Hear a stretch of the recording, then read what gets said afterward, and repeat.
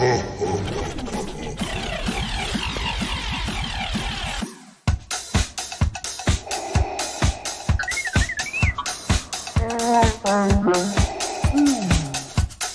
Rim News with Austin Gordy, Ray Snedeker, and Ashley Wilbanks. I got a bad feeling about this.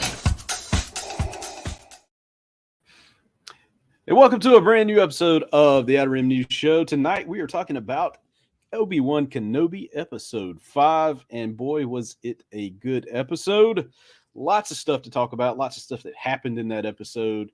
It's kind of, it's episode 5, one more episode to go, so they're sort of wrapping everything up, and lots of questions were answered in this episode. But before we get into it too much, let's bring in the co-hostess with the mo-hostess, or something like that. Austin Gordy. And look at him, he's looking pretty cool. And Ray Snedeker, who's looking over his script. No. Okay, I figured out who killed Kennedy. You're gonna like this. Oh wow! It was a childhood George Lucas. Childhood George Lucas. Oh, Yeah. Probably wow. hit him with his car. He was the Russian asset. great. I promise. He was the Russian asset. He was a sleeper agent. He never knew it, and they said the secret word to him.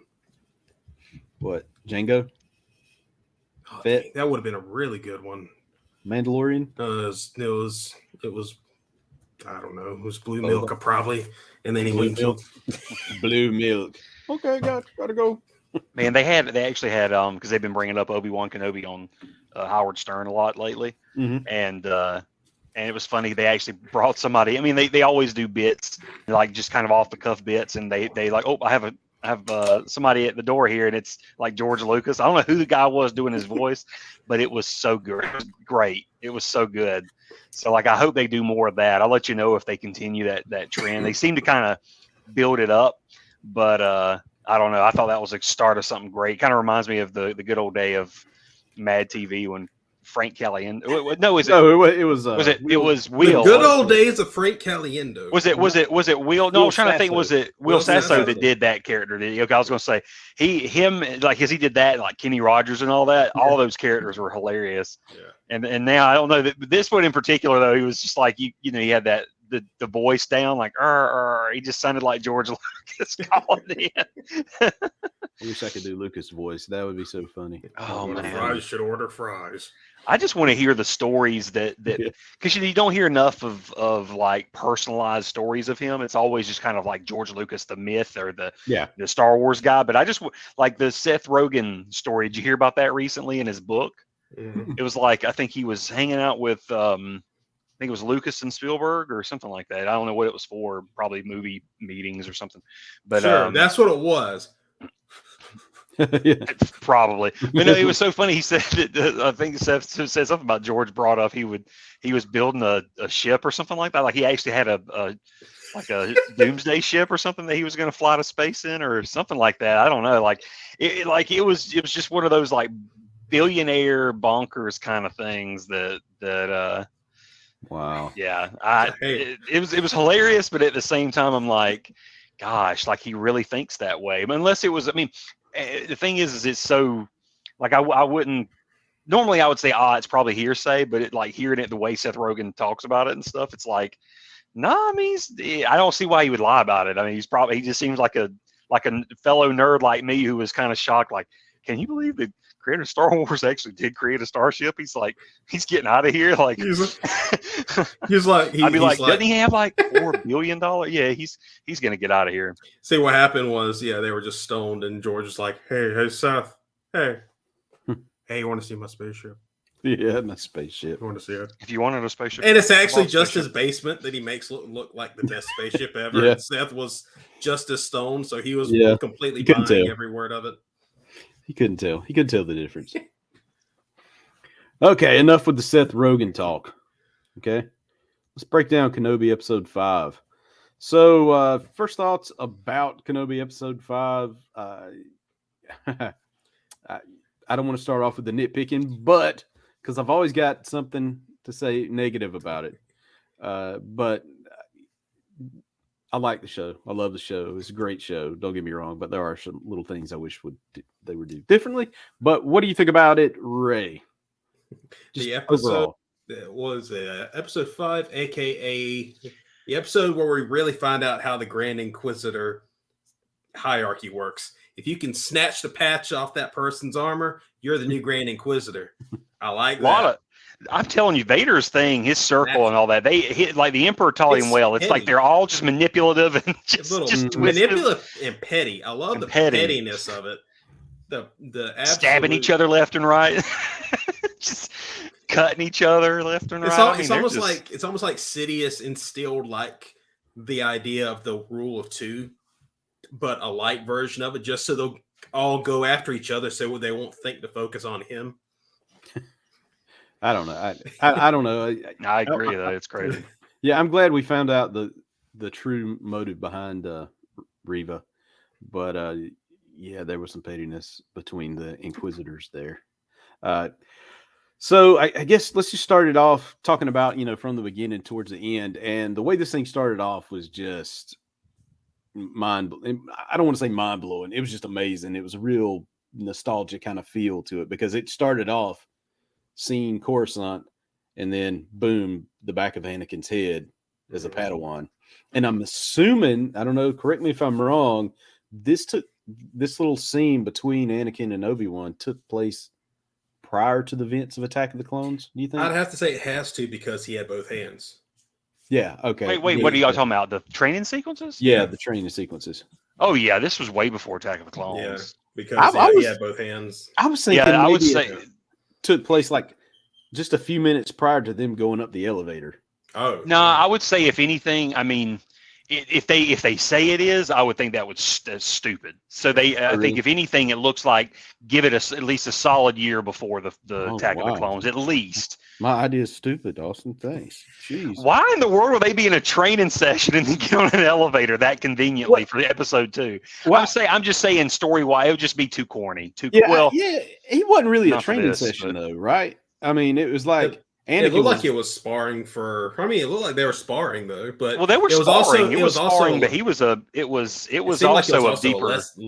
also seemed like it was a learning moment that Obi-Wan was trying to teach to Anakin. That's what I was going to say. It was a deeper lesson there from Obi-Wan. Yeah, that kind of occurred throughout the episode. Yeah, that's true. Because the story, they do tell the story through these flashbacks. Because they speak to the parallels of the personalities that still exist at their 10 years later with both of these characters. Yeah. Which, good. Did it start with the flashback, or did it start with Vader on the ship? Started with the with the flashback, and then it went to Vader on the ship. Yeah, I think. Yeah. Okay. Yeah, it starts with the flashback. Yeah. I was going to say it starts with the flashback. Then when you said Vader, I was like, wait, did it start with Vader's mask? Because they did a reveal to Vader, thinking like it almost seems like he's remembering it. Maybe. Yeah, he is. But the other interesting thing about this episode, before we get too deep into it, was it was almost like what you would call a bottle episode. Almost all the action, all the story, most of the story took place in that area, in that little base. Trying to escape, all the stuff that happened, all of it was kind of contained to that zone, with the exception of the very beginning and the very end. So I thought that was interesting compared with the rest of the show, which was I guess the Fortress was pretty contained, but not as contained, I would say, as this, because it was literally like I think 2 areas and a hallway and a corridor in the outside area where they were coming into them. Right. But I would agree with you. It seemed like a bottle episode for sure. Because I mean, you were contained. It was. I think it was on purpose for that episode. It felt that way. Like it kind of felt like the walls were starting to close in on Obi. So you're supposed to feel like there's not much hope left. Mm-hmm. I see what you're talking about. Yeah, I didn't realize. I mean, I see it now that you say that. I didn't notice it while I was watching the show. How many times have y'all seen it? This episode? I've only watched it once so far. Oh, okay. Yeah. I've watched it twice. I watched it last night and this morning just to try to catch up, because there's one scene I had to go back and make sure it was correct. That we'll get into it later. Sure. But Okay, so this first scene between Anakin and Obi-Wan is where one of my gripes is, and it's a continuation from last week's episode where the CGI or lack of CGI really showed itself off. I mean, I don't know about y'all, but Anakin did not look like a young Padawan learner in the face. It was shaky at times, but I thought they pulled it off all right. It's like if we can suspend belief for the Luke crap and all all the other stuff, like because I was with you. I was looking at it trying to. You could my see brain some was immediately creases in Hayden's head. Yeah, I was immediately. Head. Oh yeah, I was immediately my brain was trying to poke holes in it, but then I'm like, you know what, like. And we'll get to that soon. Like that's something you really don't want to do with this series in particular. Is you don't want to go roaming for cracks too much. You know, but I mean, it's fair game to me. I mean, we're all Star Wars fans. Yeah, and I think that we all, the consensus is that we love this show. Oh it's but I mean, if you're going to critique it, I mean, we might as well point out the negative. I'll say though, but compared to, but I will say though, it was. For what it's worth, it's great. I mean, technology-wise, we've made leaps and bounds. Oh, they can even do that. Now, I will say with Anakin, it was a little more of a struggle because he's got to play younger. It did seem like they play a little lazy with. Like I'm surprised they didn't actually CG scale him down just a tad bit too. You know what I'm saying? Like thin him out a little bit. Because he just looked like his normal, like he was just cosplaying as his younger self. You know what I mean? Yeah. But they just tweaked the face a little bit. That was the only thing I could see where they were like, all right, it would have been, But at the same time, it's probably just budgetary. Like, man, we can only or COVID related to they had a lot of imagine there were some visual effects struggles with how COVID affected I was thinking more along the lines of budget too, because you got to pay Ewan McGregor. Yeah. Well, at least that executive producer credit. Yeah. Well, at least Ewan, it didn't seem like they had to do much in terms of deep faking on his face because he looks the same. Yeah, it's a lot easier. It's a lot easier to I guess when it comes to 10 years difference. When you're already in your 30s, when your character is someone within that 20 to 40s area in terms of age, it's very easy to kind of, I'd say it's pretty easy to kind of get away with how they did it with him. Anakin, when you're having to have someone who's reaching their 40s, make sure that they still look like there's someone in their early 20s. No, not even playing a character who is in their teens still. Because I think Anakin is like 19, I think. Yeah, it's probably about right. Or less or so. Wait, what was he in Phantom Menace? Was he 10? He was 9. 9, yeah. So he's 19 because I think it's 10 years between the Phantom Menace and Attack. So this was, I'm sure now that we've rebooted canons and stuff like that, people can argue and they'll probably say differently or something. As far as I'm concerned, or as far as I know, it's always been that Anakin was 9 and Phantom Menace, and then you go from there. Yeah. So it's like then it's like 10 years after that. So he's 19 in episode 2, and then 3 years. Okay. So he's 20, 19, 20, 22. But other than I imagine it's a little bit harder to make someone who's getting at that age to look like you're in your late teens compared when you're in your 20s, when it's a lot easier to pull that off. And plus, it was just like the flashback sequences. Yeah, I thought overall though, I thought they did I thought they did a great job. It also just made me feel good because I'm getting more like prequel nostalgia, like episode 2 era nostalgia. I'm like, now I just almost want them to just make a little miniseries movie, just all this CG Obi and Anakin, or do whatever characters. If it didn't even have to be that subject matter, just something prequel era, and just continue the adventures. Like, I don't know, it's just so great watching them. Well, I'm gonna say this, and we'll stop talking about the way Anakin looked in these flashbacks. But even though, they didn't use CGI, but maybe just a little makeup or something, just a little practical effects, just to try to get the wrinkles from here and up here. Because, I mean, I know a lot of people are saying it didn't take him out, but it sort of took me out because I was looking at his face the whole time, and you were just like, I'm gonna turn this show off. I don't like. No, I wouldn't say. I didn't say that. I enjoyed it, but I was like, man, this is kind of hard to get over. It makes me want to write a letter. Yeah, I'm gonna write a letter to Lucasfilm. I pay good money for Disney Plus. I can't have this lack of technology. You guys are shortchanging me. I paid you guys like $7.99. I paid $7.99 a month. $7.99 on a monthly I actually basis. think I do get the ESPN, Hulu, Disney. Yeah, I pay bundle, like think. $12.99. Yeah, for that's what I for all get. three. Yeah, Yeah. I do too. I was like, if you want to get, I had to your like get budget's onto them. worth, Though. I had to you're make gonna- sure they made my Hulu ad free. I'm like, don't give me that because You you know wanna how they get try your- to like. If you want to get your TV show budget's worth, you need to be getting HBO Max, where you're paying Oh, I get- $15 a month and you're getting your money's worth. Yeah. Now, yeah, I liked. I really, yeah, it was noticeable. It didn't bother me much, but what I liked the most was the symbolism behind the scene and how it was used throughout the episode. That was really one of my favorite parts, and also seeing how they were before everything went down. And you know, all the conflicts that came, you really saw like an early precursor of how and why they were so matched up in Revenge of the Sith, you know, in terms of their abilities, because of how well they knew each other in terms of fighting. You know, they were pretty, you know, there were some great moments that looked, you know, like actual moves straight from episode From the 3. fight. I was gonna point that out. I was gonna say, number one, you got the trademark Anakin flare. Remember his little flip he does?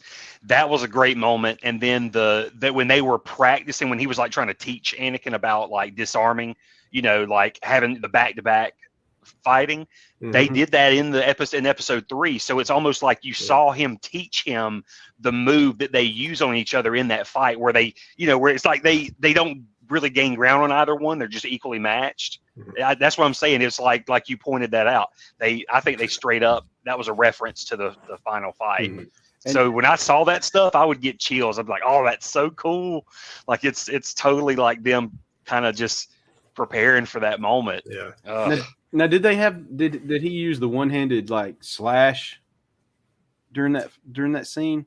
I think that was more like him connecting to the Vaderness that is. Yeah, that's what I'm saying. I thought he came down on Darkness, Kenobi with one hand one time. Well, too, yeah, because I think it was when he was coming through. talking about what is it?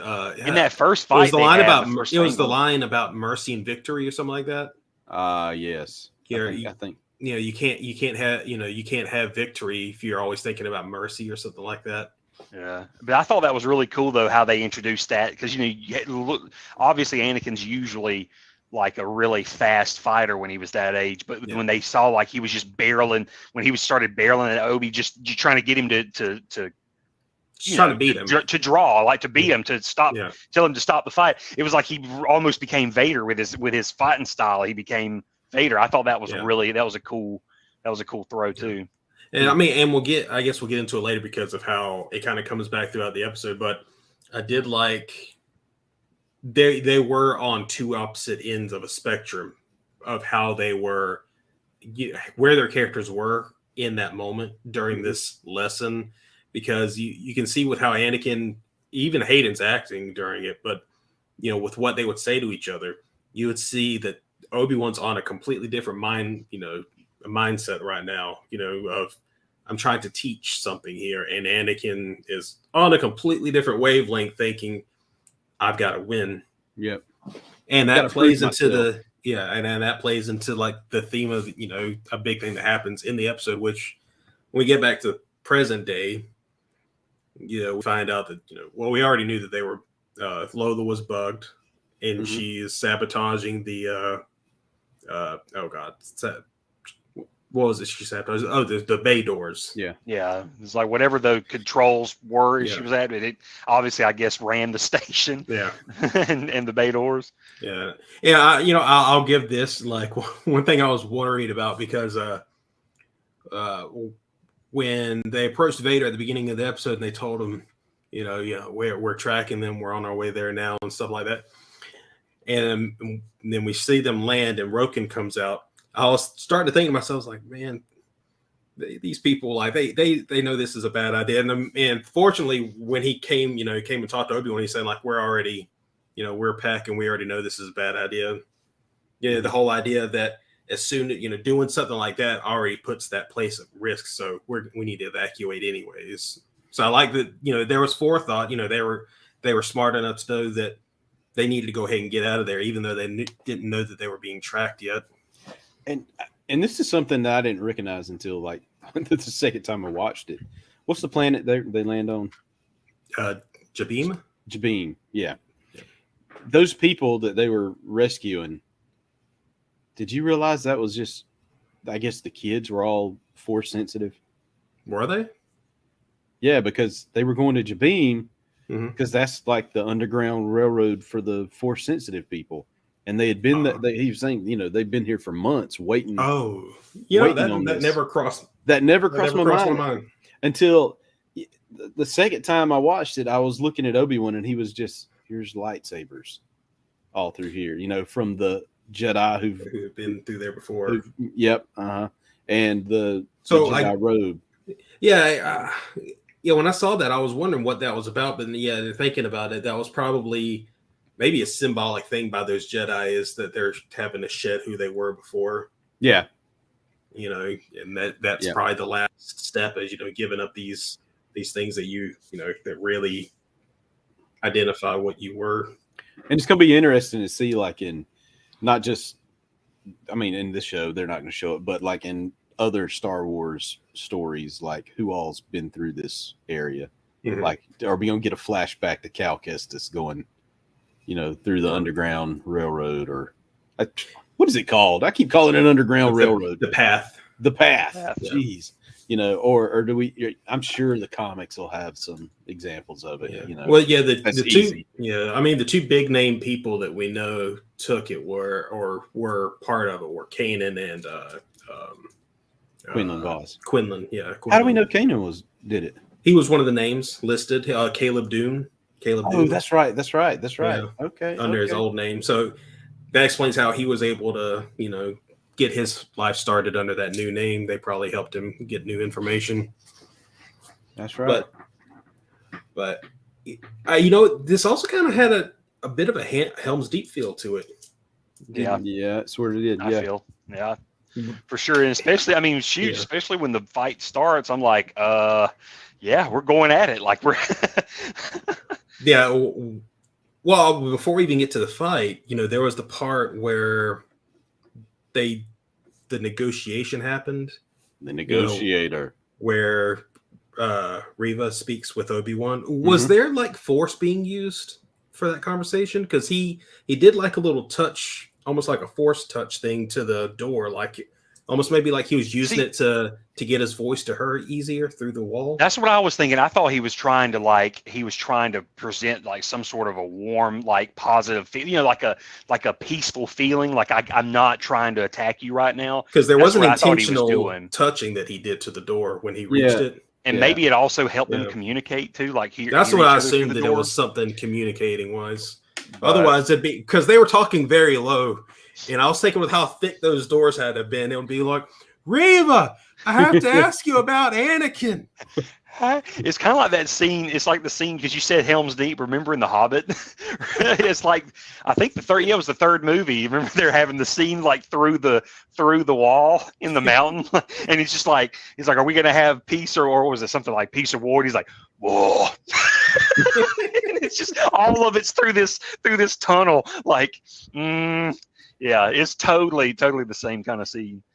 But in that conversation, we got the big reveal, which we kind of guessed at it, didn't we? Kind of theorized, we kind of we're kind of on the money about this, not just about who she was, but also her true motive. Yeah, I think maybe episode 1 or 2. Yeah, it was the first 2 episodes. So the first review we did, I think we called it. Yeah, because I just love Ewan's reaction to her. You're hunting him. Yeah. like how dare you? Don't you know what you're doing? See, what you don't realize is that Ewan was actually, he is accidentally channeling his BBC production voice. Right. It was like something that 3PO would have said. It was just the way he was just like, you're hunting him. But it was just kind of dramatic. I don't know. I like it though. It's camp. It's that camp. They've throughout this whole series in particular, it's felt kind of campy. Yeah. Well, the first big reveal was, one that we which was pretty obvious, was she was one of the younglings at the very, very beginning of the series when we saw the flashback of Order 66. Yep. And they also brought that flashback, continued it to show what happened, which was when they ran down that hallway, Anakin and the clone troopers came up and just slaughtered them all. And she watched it, she saw, so she knew, straight up Anakin Skywalker, was behind this. And she still had to put some there's she knows him as Anakin. So one of those clone troopers had to say something like Lord Vader or something. Yeah. To really put 2 and 2 together. And look, because she wasn't in Mustafar. Vader had to have been mentioned at some point, probably. Yeah. Maybe they reported to him as Vader during that, and she overheard it. But the only thing about that flashback I was kind of wondering about, and it might have been one of those writer things where we don't really know how we can pull this off, so we're just going to kind of hand wave it and just assume you're okay with it. Which was when he was slaughtering all of them. How did she not get killed, not get slaughtered, and also was able to play dead? No, okay. So if you go back and you go to the end of the episode, when Vader confronts Reva, and she's on her knees, seeing him come forward to him, and then she looks and for a split second she sees Anakin.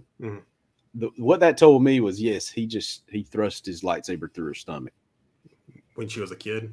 When she was a kid, and that's okay.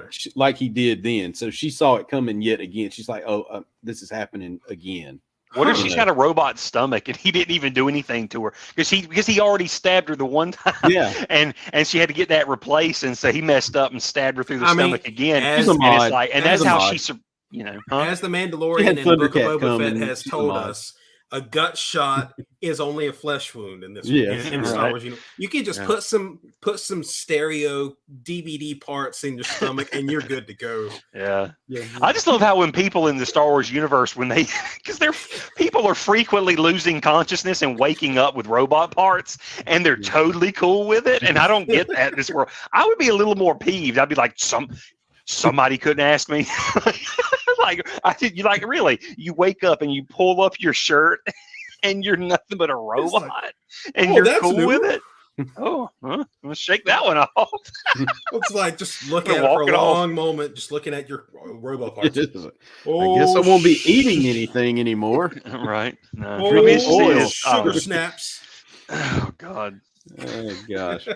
So what were you even talking about? How she survived? So besides that, so we found out that she was one of the younglings that survived, and that was her true purpose and why she was after Obi-Wan. Was she was playing a long game, a very long game apparently, because you had to go through all the Inquisitor training, all the Inquisitorious training, and I think that is preceded with torture, because I think most of the time they torture the Force.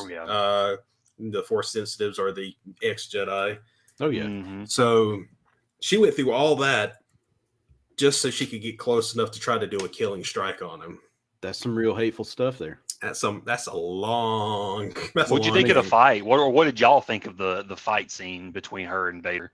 I thought it was great. Oh, yeah. I thought it was good. I thought it felt very Hong Kong cinema. Yeah. That's why I liked it. It really was a harken when he was, But to me, it harkened back to the prequels again. Yeah. To me, it was like that, but it was like, how do we now show Vader's obviously a different fighter now. Like Anakin's not the same anymore, so we got to give him a different fighting style, but still make it flashy, so that movements make sense, but with less movement for him. So like you say, it's kind of chop suey or whatever. I love it. I thought it was and it was about time we finally got us a memorable fight scene again in the Star Wars series. Like, I'm saying something you could think back on and be like, remember that fight sequence between that, I think you're getting that's it next pretty episode. Cool. Yeah. I think you're getting a memorable one next episode. Oh, for sure. That's what I can't wait for. I feel like that was sort of a precursor to that. Yeah. But it felt like a breath of fresh air to get even if it's almost like a harken back to Nick Gillard choreography again, and I missed it. Yeah. Well, sort of. We'll dig deeper into it in a minute. Get to the end, because we had some cool stuff that happened before we even got to that fight. Because after they had their talk and he tried to convince her to help him, how did it get? Wait, I'm okay, Ashley, because you watched it more fresh. Yes, I've watched it twice.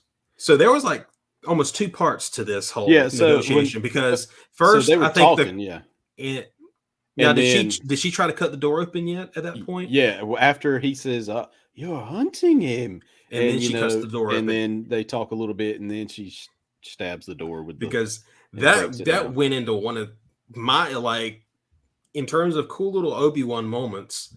That was just a really cool little just action movie moment that I really like that you make use of with a character that has these kind of powers, which was the moment the door is open and he realized danger was coming, she was coming at him, he just force barreled her back, and I just loved that, just like improv moment. I love improv action moments like that. They always come off so kind of cool to me. So I thought that was like just a tiny little, it's nothing big or flashy, but it's one of those cool little, like I said, just low key improv moments that really, it's probably one of my probably my top 3 or so Obi-Wan moments throughout all of Star Wars now. Yeah, and I think that moment showed that he's back. Yeah, sure. He's and how quick he reacted to it. Yeah, he's full force again. Because so there was that moment, and that forced them back, didn't it? I believe. Because that's when this fight, the fight started. Yeah, and they had to force that, so they had to evacuate that one area, move back to where the ships were, and that's where we lost 2 of our characters, I think, in that retreat. Tala Durith, and Ned B. Yep. Which was you still can't tell me he's just a robot. I mean, to me, I think there's more to their story that gets told somewhere else, and there's going to be a reveal about that guy. It's like her lover's heart is in that robot. It's like his physical heart. It's like RoboCop 2. There might be there's got to be something, because that is not just a robot. RoboCop 2. What do you have in there? His heart? No. His spleen. Yeah, it's still functioning. It's a part of him, so he'll always live on in this machine. And he's just over there. He's over there, like hand gesturing to her, and he's kind of just saying, "I have to pee, to pee." It's just light bulbs. It's just like two different colored light bulbs. It's like anyway. Gosh. But then she made the ultimate sacrifice with the thermal detonator. Yeah. Well, she took a gut shot, and it was a sad little moment, because she looked at it and really realized, sad. There's no escape from this. I was gonna say what was really sad is that it came off right after my wife was just saying how much she loved the character. She's like, "I love her. I want to get a toy of." It was like, "I want to get a Black Series figure of her." No! Well, she still can. Yeah. But then I showed her. I was like, if it makes you feel any better, you kind of And I just showed her on the phone. I was like, a Black Series figure. She'll always live on.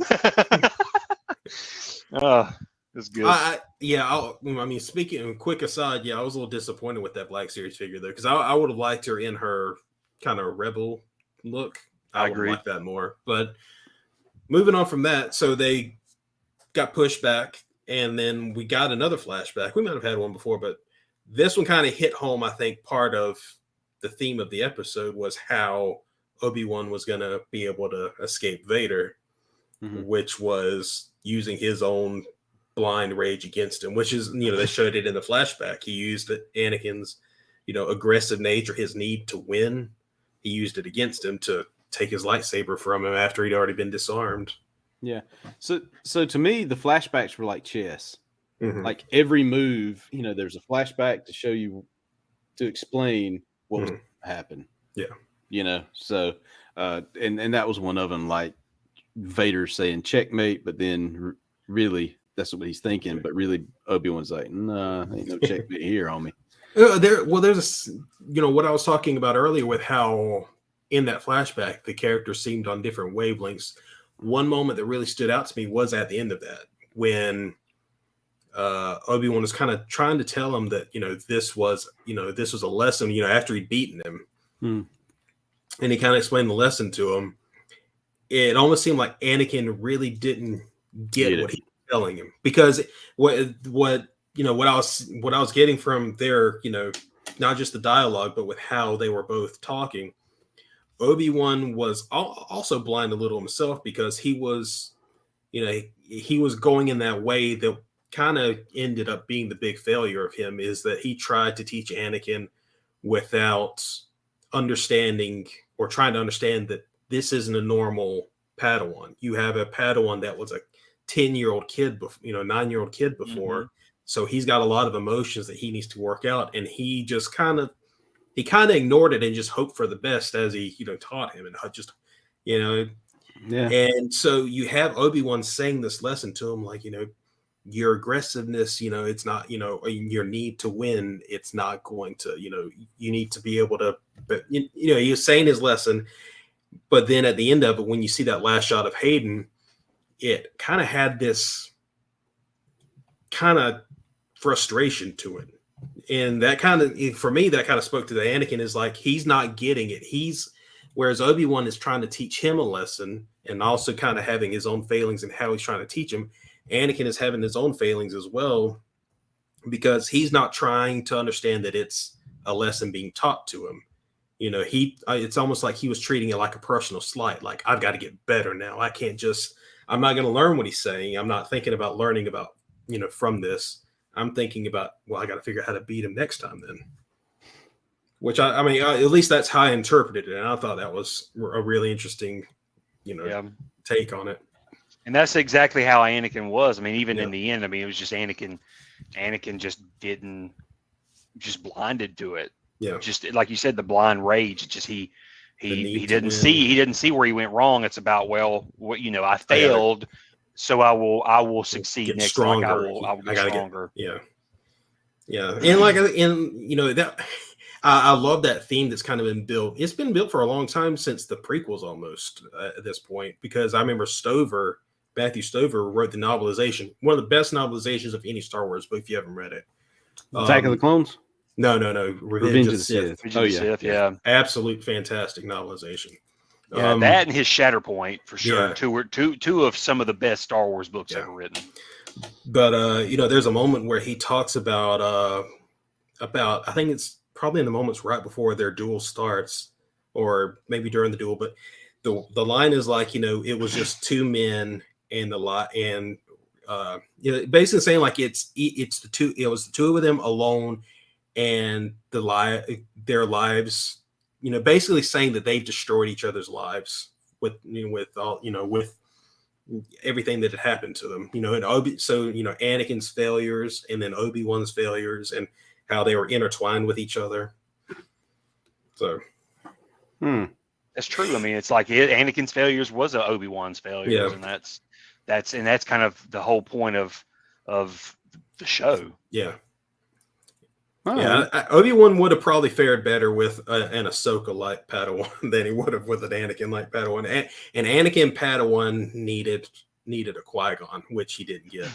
And there was only one Qui-Gon. Yeah, right. Because Qui-Gon thought kind of different. He was leaning. He was moving another way. Yeah, which is a great tragedy that towards enlightenment. I think Qui-Gon was on the verge of enlightenment. I think Qui-Gon was.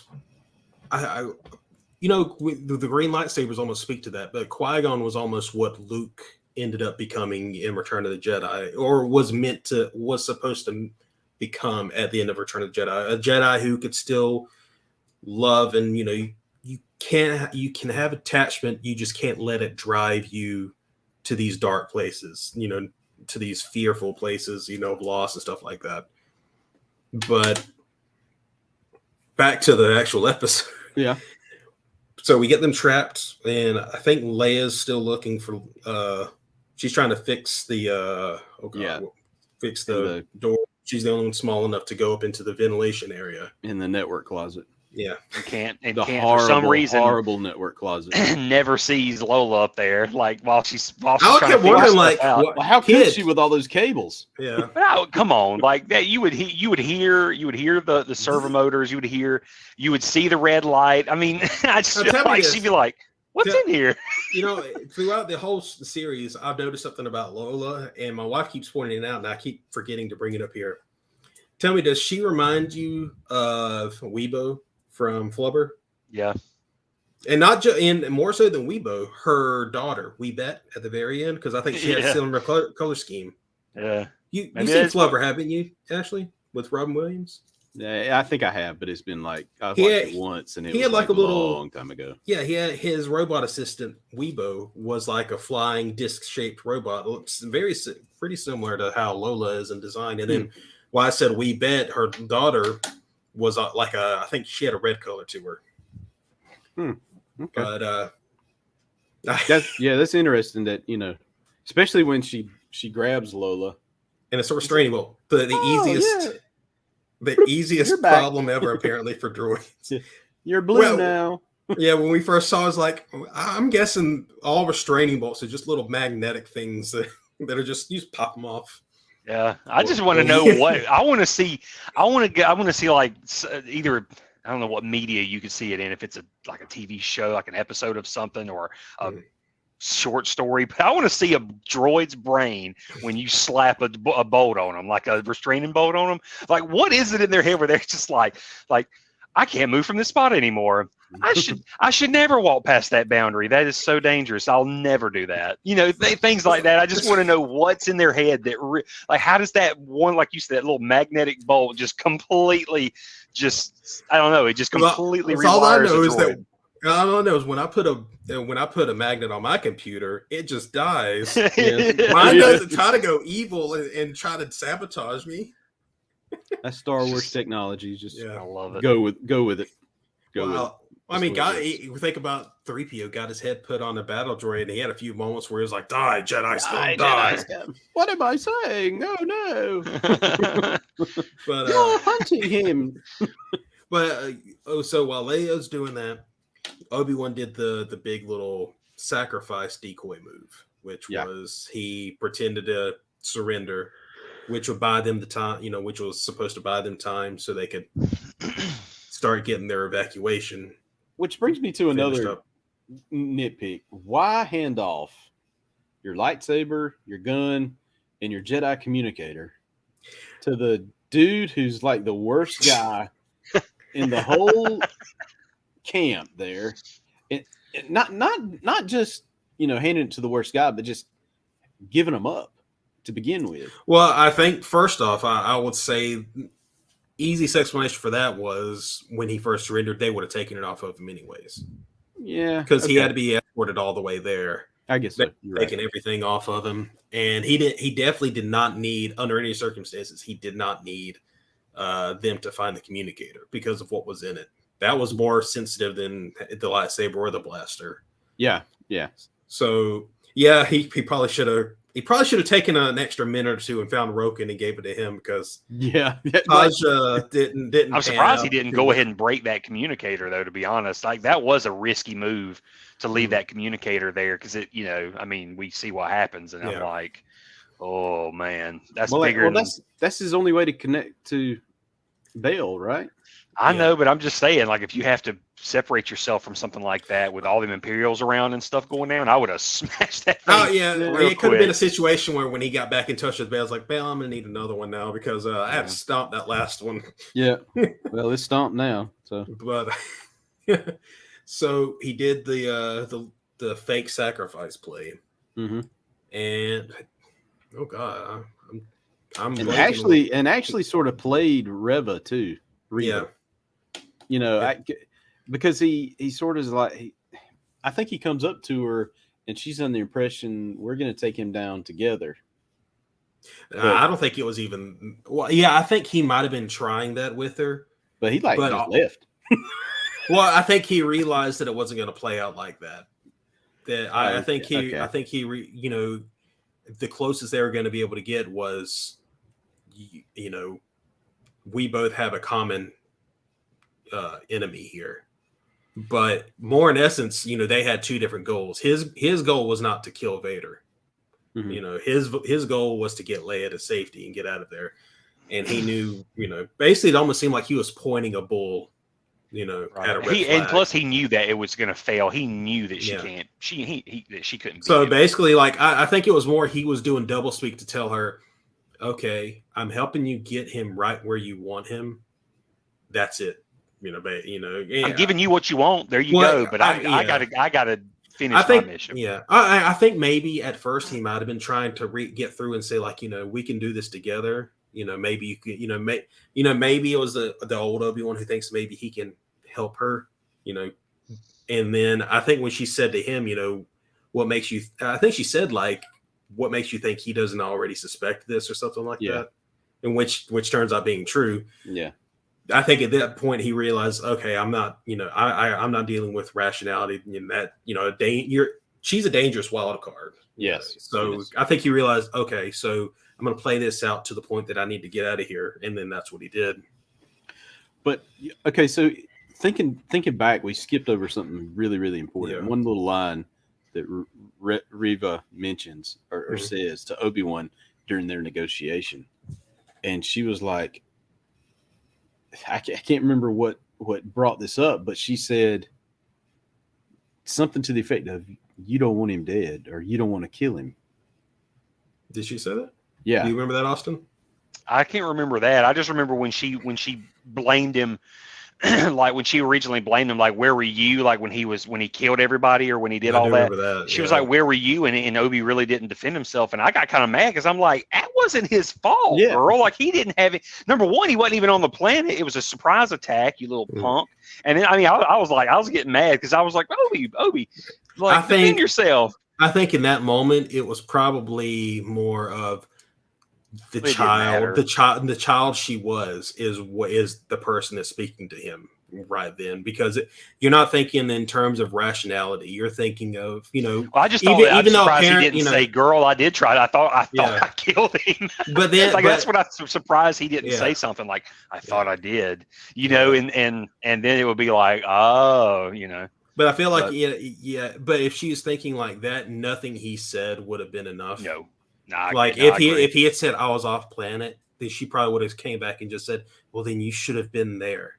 Right. Or if he tried to say I tried to kill him, it's like, well, look at me, it wasn't good enough. She's pretty much and like, she's pretty much like she's consumed. A consumed, lost case anyways. Yeah. I mean, it's like she's pretty much turned to the dark side, even though her intentions weren't necessarily like for power. She's using the dark side to a very wrong, or not even wrong, but she's using the dark side to a very focused, hyper-focused purpose. It's not manipulating this dark power to achieve her goal, which is very Sith-like. Ash is analyzing something on the screen. Yeah, I'm going back and I'm playing. I'm watching the episode. I'm trying to pick this out right here. I'm watching them talk. Mm-hmm. You don't want him dead. Hold on. Oh yeah, that's what. I guess that plays into the secret that she finds out, or she's going to find out. Do you really want Anakin dead? Oh, that's what she says, and he never answers. He pauses, and you can see like the self-reflection in his eye. Like, is that really what is that really what I'm thinking? Is that really what I'm wanting? Because I think that, even though he knows in his heart Anakin's Vader, he's still Anakin. Mm-hmm. I think this maybe helps him come more to that conclusion, is, the conclusion that he tells Luke, which is, the fallacy, which is, Anakin died, and maybe that's a coping mechanism for him. But also, I think it could be that could be a signal to sort of the theme to Vader in the end, is that he can be saved, that Anakin's still in there, and that could also be a nod to that. Yeah, like that maybe I don't want him dead because there is good in him. Because remember, Padme even said, Obi-Wan, there's good in him. Which is And so maybe that's sort of, now that he's like, wow, I didn't kill him. That maybe there is a chance, and there's a lot of that. Like maybe which is weird too, because I like the idea that he's more about the possibility of saving Anakin through his children. Maybe that they're what he needs to be redeemed. But also, if I remember correctly, in episode 6, doesn't he kind of isn't he kind of like a pusher of the idea to Luke that you're going to, you're going to have to kill Vader to stop this? You're gonna have to murder. You're gonna your have father. you're gonna have to face him again. You're gonna have to face him. I don't think you'll. I mean, I don't think he ever was like you have to kill him. But Yeah. you're gonna have to face off with him. Like you know what I'm saying? Like it's either gonna kill you or you're gonna kill him or you're gonna. I just felt like he was saying in a way you're gonna have to face your father. Like maybe future. maybe the actual dialogue is how they're out. They have that wiggle room for how Obi-Wan is. The whole Luke thing. So, because I remember I've seen some arguments where, basically it seemed like Luke is in conflict with what the Last Jedi, Obi-Wan and Yoda, the bygone era, what they want him to do, which is kill Vader and Sidious. And Vader, but the actual answer was, to save Anakin, not strike him down, but bring him back to the light, which is what he ended up doing. I mean, if you go back to Revenge of the Sith, we were brothers, Anakin. Yeah. I mean, you don't just lose that because somebody does some bad stuff over here. You still have that family connection. Yeah, I think, and even though this guy's done a lot of bad stuff, it's hard to say I need to pull the trigger and kill him. Yeah. Plus, he didn't kill him. That's what I'm saying. He would have killed him then. Yeah, he just let him. He let the fire. He was like, "I'm just going to let this planet kill him. I can't do it." But yeah, and the fact that he's got that second chance, I think, is another thing that plays there. It's like, okay, this is a new, part of the equation. He's alive. What do I do now? Yeah, there is a chance. This is what Padme said. This is what he's got children that are alive. Like maybe he has a chance to have a future with them, things like that. I mean, I don't know. There's probably a whole lot of stuff going on there. That's the beauty of the story writing there, though, with George. Which, I like the idea that him not knowing, that Anakin was Vader or Anakin was alive. Not that Anakin was Vader, but that he was alive. So that means that the whole time when they were planning hiding away the children, that was never under the assumption of hiding them from Anakin. That was always under the idea of hiding them away from Sidious so he could never find them. Which is interesting too. But I think because Anakin was his apprentice. They knew that, obviously. Well, not just that, but Anakin was the chosen one. His midichlorian level was off the scale. He was, just a super powerful Jedi. Yeah. They can only assume, okay, maybe these traits get passed on to the kids, and they could be the springboard to bring back a new generation. The new generation. Yeah. I think narrator. They failed. Yeah. But I mean, this is the cool part about stuff like Obi-Wan. Yeah. This show is, it lets us revisit the previous movies, previous series, all that kind of stuff, and it puts more importance or different spins on things that we already know or thought that we knew. Yeah. And that's what I love about which I noticed some people cannot handle. They cannot handle it at all. No, they can't. Like they still cling on to every syllable out of Leia's recording's mouth like it's a Bible. Yeah. Like, General Kenobi, you served my father in the Clone Wars. That means I couldn't have known you ever because I should have been saying it in this message right now. Remember how you saved me when I was 10 years old? I need to make sure that this is all in this message just for you. Hey, remember how you saved me before? I need somebody with that kind of experience to come save me again. Looking at you. Ben Obi-Wan. I need you to pull some of that magic again. Come get me. All right, so let's get towards the end here. So Obi-Wan. No, but Vader has landed on the planet now. He's going through the tunnels, and he comes out and does some Force Unleashed kind of stuff. Well, I forgot. Wait, how does it go down with Obi-Wan? Does he just run before Vader even gets there? Yeah, because remember Obi-Wan and them trying to get to the ship, and then by the time Vader and them come out, it's like after Reva and them came out first. Yeah. So it was like this chain effect. But yeah, no, that was I will say though, I kind of laughed at the very end of that sequence though. Well, the Force Unleashed moment that Austin, I mean, is that what we're talking about? The moment where he gets into the hangar bay, sees the ship about to take off, in one hand catches it with the Force. Yeah, I thought that was great, because if any character was going to pull that move, it would be Vader. Yeah. But the funny part about, like, I love that move, but immediately it was like a fake out, and there was another ship that takes off. That was a good fake out. I'm like, where was that ship before? Because they had to cut. No, dude, that's why I watched it again. There were two ships. If you look, I know, but it was just the way they cut. I thought, see if you can clear it up for me. But I just felt like the way they cut it, it was like that ship totally was not in the shot, and then all of a sudden it's there. It's gone. Like it's gone. I'm like, Vader should have totally known that there were two ships there, and why didn't he just go like, like no, you're not coming. I don't know. It was just so funny how it was like you said, they catch us. Yeah. So it's kind of like the fire scene. It's like Vader can't. He only can. It's like he can only. I'm trying to figure out the word. It's like he can only figure the trick out once. It's like he could put a fire out once, and then you flare that fire up again. He's like, I don't know.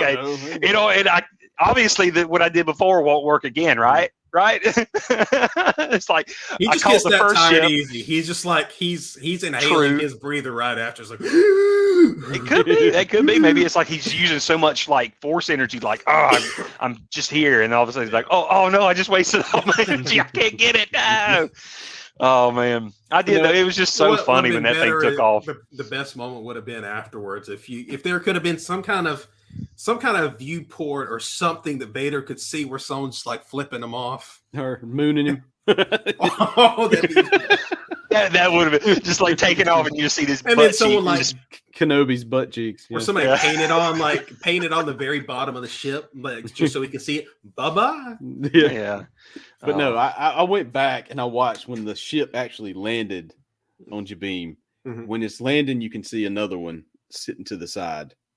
You can just briefly make it out. But then when they land and they start disembarking from the ship, you can see other landing gear like behind it. So there's another ship back there. Well, in the shot where he catches it, do they keep it kind of obscured, like with the? I didn't look at that. I didn't look at that because I was satisfied when I saw him land. Yeah. So I was like, I'm assuming it's there. Yeah. But so he gets faked out. But I like the idea that he force grabbed the ship, but when he brought it down, the cool part was when he just started pulling the thing apart. Oh yeah. He's just like, that's like temper tantrum. Yeah, get me at it. Where are they at? Get out! Where are they at? Why? Only he would have been shaking his fist at him after. That would have been great. He should have done that because he's done.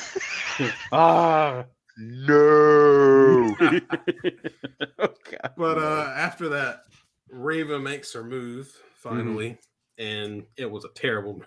Yes, it was a pretty terrible move. I admit, I was like, she could have done better. Yeah, that's your moment. I mean, if anything, you should have just gotten to, just get the lightsaber up close to him and just ignite it where it's too wherever close it was for anything to block it or him to catch it.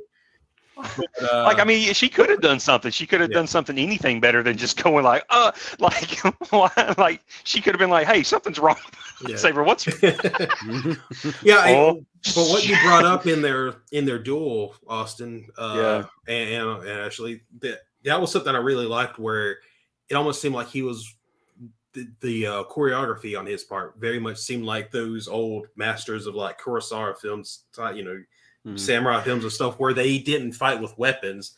They were using their, basically they're mainly dodging, which is very interesting to see Vader do. He was playing completely defensive, but he was doing it without a weapon. Yeah, I love that, because that was a version of Vader fighting that we haven't seen, I don't think. Mm-hmm. I think we maybe got a glimpse of it in Revenge of the Sith, or not Revenge of the Sith, but Return of the Jedi, when Luke finally put him on the defensive. But to see how skilled he was, and there was a really great moment where it really like caught up to me where he caught her blade coming down on him, and then he just moved it to the side. He pushed it off. Yeah, that was great. Very kung fu to me. Yeah. You know, because you do this and then this, and you know, it's like, okay, this is. Yeah. That's what I loved it. Yeah. And it also, to me, it was like when I was younger, how I imagined Vader would fight, because he can't, like, really, I'm like, he's limited in his movements. So that lightsaber really it's almost like for show. It's like him just kind of like toying with you. Mm-hmm. He could just with one hand just snap your neck, or like, knock your weapon away and do all, he didn't have to have a lightsaber. No. That was really cool. Yeah, and then which I didn't realize this about the toying Inquisitor with it. sabers. Yeah, apparently they can separate, because it didn't seem like he tore it apart. It looked like he deconstructed it into two separate pieces. Because somehow it got put back together again. Yeah, so he deconstructed it. I thought the Grand Inquisitors did that. It turns into two pieces that can separate. Yeah, that's first. Oh, maybe it's the first time it's happened in live action. That was a surprise. I was going to say it was the first time, because they, in that episode in particular, as they were kind of using all their tricks, like the spinning blades and all that. Yeah, she tried that.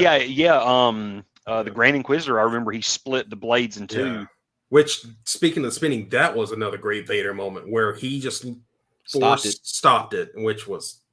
That was pretty gnarly. My thing though is that it's like all of it was awesome and I loved it, but from her I'm like, I'm disappointed in you, girl. I'm like, he taught you these things. He gave you that tool. What are you doing?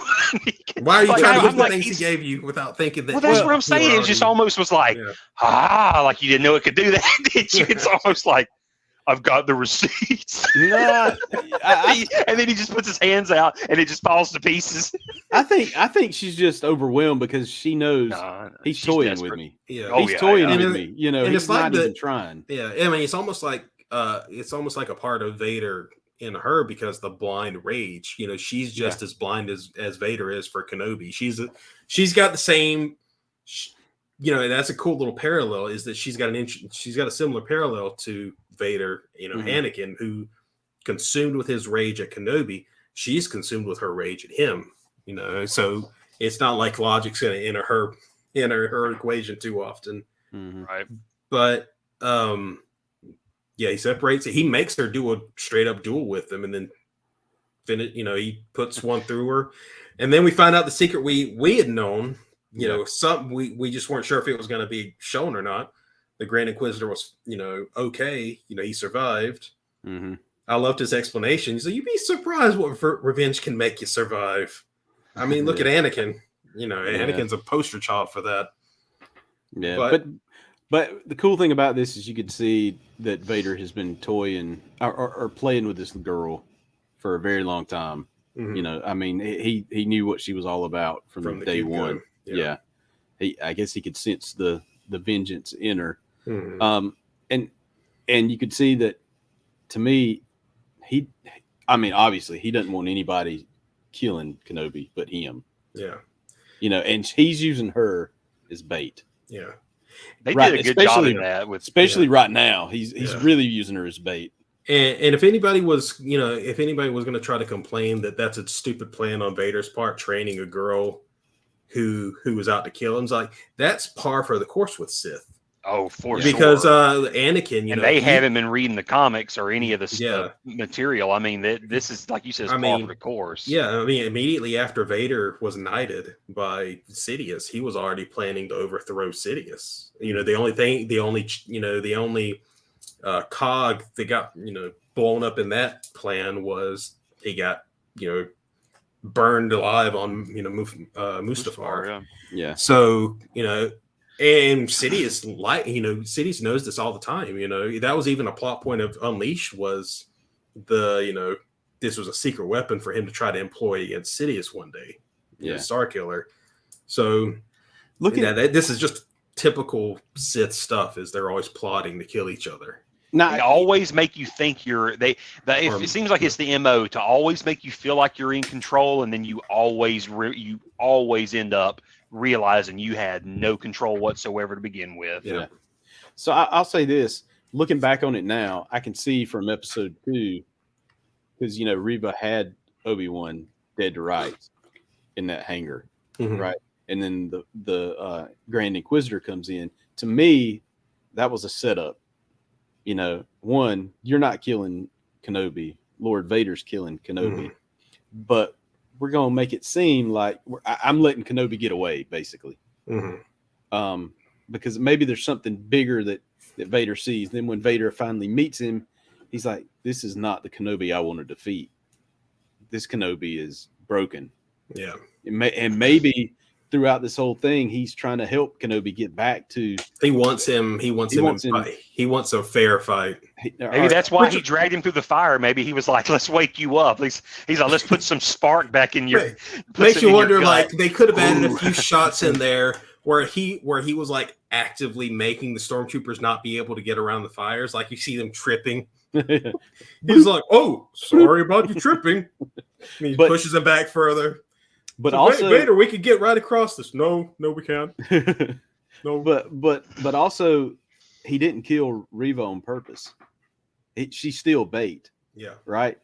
And I know she finds that she finds out that she finds the broken Jedi communicator, and she hears Owen, Tatooine, the boy, and she knows Owen the farmer. Yeah. From the first episode, there was something that taking him there or something. Or Bale says, "I'm going there." The three key words were Tatooine, Owen, which was the farmer, and the boy. Yeah, but there was another like a 3-line sentence there, or a 3-word sentence before that, like taking him there or something, or something. I can't remember. I watched it again because remember the full message was he still hadn't heard back from Obi-Wan.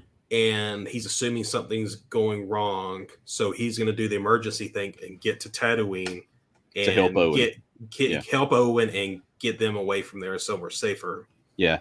So Vader doesn't know about this part, but he knows that if I leave her alive, she's going to try to make her way back to Kenobi, right? And either because she's turned, I need Kenobi's help to kill Vader, or I've turned back to the good side, or whatever, or I'm going to kill Kenobi for this. She's bait. He's following her. But the thing about that is something has to happen, because Vader can't find out about Tatooine's importance. He can't find that out because. He doesn't find out about Luke until after A New Hope. Then he finally finds out his name, and then he realizes, oh, crap, I have a son. So it's probably just building to it. Yeah, it's probably just building suspense, but it probably will never actually happen. Just a threat. I think there'll be something with Vader. I think something probably will happen with Vader and Kenobi. But I think the thing with Obi-Wan and Reva, this is gonna be my prediction right now, is that's gonna be more of an intimate type scene. I don't think they're gonna have a straight up fight. I think it's gonna be more along the lines of she's gonna see what I think she's gonna find out about Luke, but I think she's gonna see the importance in it. I don't know if that means she's gonna get killed somehow, or if she's gonna Probably redeem if they're trying to see about somehow this Padawan coming back and redeeming herself, and she'll probably sacrifice herself in the final episode, and it'll be like her becoming a Jedi, doing a Jedi thing. But that's the thing though, because a lot has to happen in that episode, and if it was to go that way, a lot has to happen in terms of she has to go to Tatooine, have some moment, and then also go out to kill Vader, because I'm sure part of the restriction in terms of script writing is no matter what, Vader cannot find out about Tatooine. So somehow that's got to be kept from it. Him ever reaching Tatooine. I will say rumors are going around right now saying that this next episode is going to be longer. Okay. Well, they're saying it's supposed to be the longest Star Wars episode ever done yet. Yeah. But is it the longest Stranger Things episode? Because they can't. But that's what I'm saying. Like at the end of every one of these things, even Marvel stuff, it's like, oh, the last episode's going to be super long. And it turns out like 30 minutes. Like it's the shortest one, you morons. But okay, so that's your prediction. Let's just wrap up this episode with predictions for the finale. Well, I just want to say one more thing though. Okay. I love that the Grand Inquisitor, his pettiness. We'll get back to that thing we brought up at the beginning. His pettiness at Reva at the end when he took her patch, put it back on, but also just that dark side pettiness of I'm going to leave you in the gutter where you were found. Mm-hmm. Yeah. With that thick elitist British accent. I love it. Yeah. That was a good line. I'm the new Grand Inquisitor again. It's like he wants to like fist bump Vader so bad, like right, a bunda, right? Hey, you on the ground, ta. Yeah. And then he flourishes away. Yeah. All right. So predictions. Let's wrap the show. Let's wrap this up. Predictions for next week's finale. Whatever you want to predict. Let's see if it comes true. We can look back and say, did it come true? Well, you know what? Quick thing. I don't think Obi-Wan's worn his blue outfit yet, so he's got to get it in the next episode. Yeah, maybe the Tibidon Station. So Tibidon Station is probably going to appear in the next episode. And that may be where Vader and Inquisitor might be searching for Obi-Wan. Because remember, there's no hyperdrive. Hyperdrive's not working on this ship that they just left out on. The Executor. It's going to be a Last Jedi thing. I wonder if it'll take place. You mean with those curvy lasers where they're like poof, off, poof, off, poof. Well, I wonder. I would like to see an episode where it's not on a planet. I want to see another spaceport or space station type deal, kind of like what we saw in episode 4 of Mando. I mean, I don't know if it'll happen in this one, but yeah, I could see like a cool little him escaping moment, Tibidon Station being like a spaceport. That'd be pretty cool if it turns out like that. So a place that that they happen to reach. So if Vader can't go to Tatooine, which I'm not saying he can't, I guess they're going to catch up with the ship at some point. Maybe pull it in by tractor beam, and everything happens aboard the Star Destroyer, possibly. I was assuming that probably things would go down either like on his ship or like, I don't know, some sort of an Imperial base or something. I didn't really know for sure, but that's how I feel like it's going to end. Is it's going to finally be Obi-Wan, with because we build up to him finally kind of getting his groove back, and now it's kind of like him sending Anakin to the final school before we see him again in A New Hope. So that's just how I assume it's going to be. But then again, it's so popular that the show's probably going to get a second season, so they may push that all off. But I doubt it. I don't know. It's going to be tricky. Overall story beats. Here's quick overall story beats I think that'll play. I think there's going to be, I'm not guessing at places or how specific. I'm thinking going to be a stop somewhere, Tibidon Station, wherever that is. I think there's going to be a showdown with either just Vader or Vader and the Inquisitor of some sort. I don't know how big it'll be. Then that situation will kind of be resolved. Obi-Wan has to, escape to Tatooine, and then it's going to be a much smaller ordeal with Reva, I bet. And then however that plays out. Yeah, because it kind of like almost one of those Western things where the hero thinks he's finally, gotten back home and he can rest in safety. And then there's one last fly in the ointment that's coming to confront them. And then that's kind of like this final showdown of the actual movie. I can see that. Yeah, I just assume that she's probably going to sacrifice herself to get so that he can get away or something like that. But yeah, I don't know. Okay.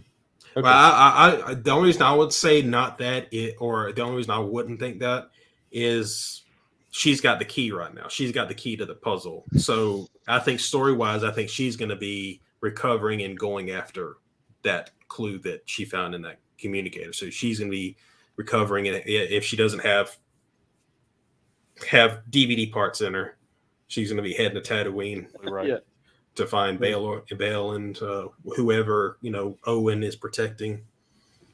I could see that. Yeah. All right. Well, good discussion for tonight. I think we covered everything. So on to Star Wars Celebration. I'm ready to talk about day 2. And an hour and 14 minutes in. All right, almost an hour and 15 minutes in. This is the longest episode of the Outer Rim News Show since we've come back. What do you see when we start talking about Stranger Things? Oh my gosh. We're doing a Stranger Things podcast too? Okay, awesome. All right, though. Any last words? Speak now, forever hold your peace. Tune in for the last episode because it's probably going to be a huge event. Ray? Listen to Kate Bush. She's pretty dang good. It's a Stranger Things reference. And from me, hey, I got this. Yay. Woo! Yeah, I got that. And go buy you some Power of the Force figures too. Power of the Force 2. All right. That's it for this week. May the Force be with you. Later days.